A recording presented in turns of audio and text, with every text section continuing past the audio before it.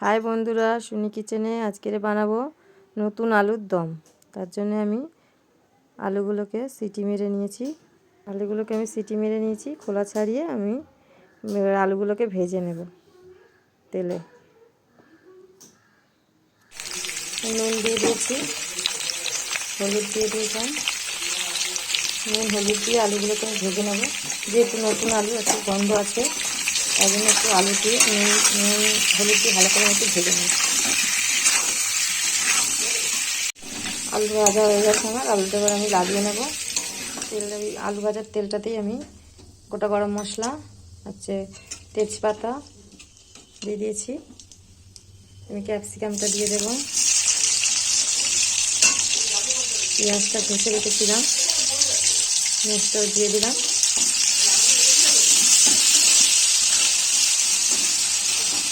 ভেজে নেব, লাল হয়ে যাবে পেঁয়াজটা, তার জন্য আমি একটু নুন দিয়ে দিলাম। এটা আদা রসুনের পেস্ট দিয়ে দেবো। পেস্ট আমার কড়াই থাকে, পেস্ট করে ফ্রিজে রেখে দিলে অনেকদিন চলে।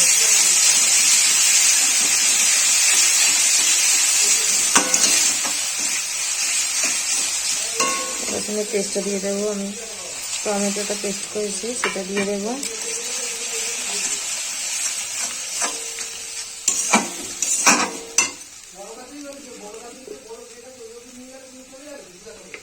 হলুদ গুঁড়ো,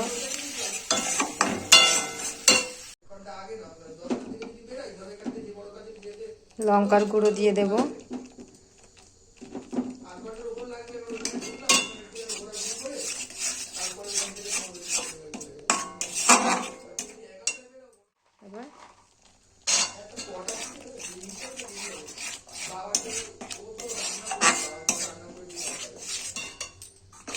এবার আলুগুলো আমি দিয়ে কষে নেব মশলাটাকে।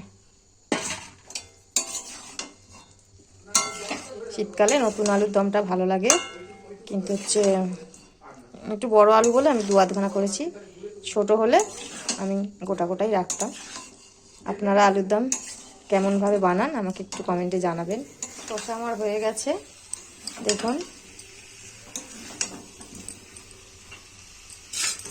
আমি এবার জলটা গরম বসিয়েছিলাম, জলটা ঢেলে দেবো। গরম জল দিলে তরকারিতে টেস্ট আসে ভালো,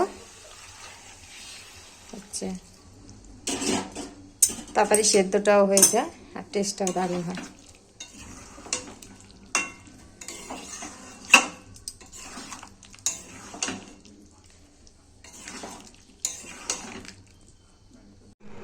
জল দিয়ে দিয়েছি, দেখুন। একটু ফুটে গেলে একটু ধনেপাতা গরম মশলা দিয়ে নামিয়ে নেব। এখন দমটা আমার রেডি হয়ে গেছে। আমি গরম মশলা দিয়ে দেবো।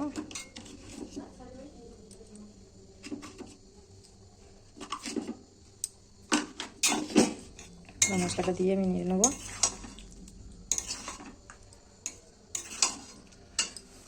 আমি ধনেপাতাটা দিয়ে দেবো।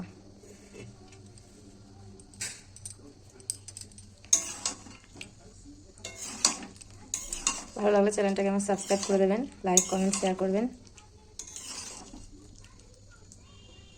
দেখুন বন্ধুরা, দমটা আমার হয়ে গেছে, আলুর দমটা, নতুন আলুর। এইভাবে বাড়িতে ট্রাই করবেন।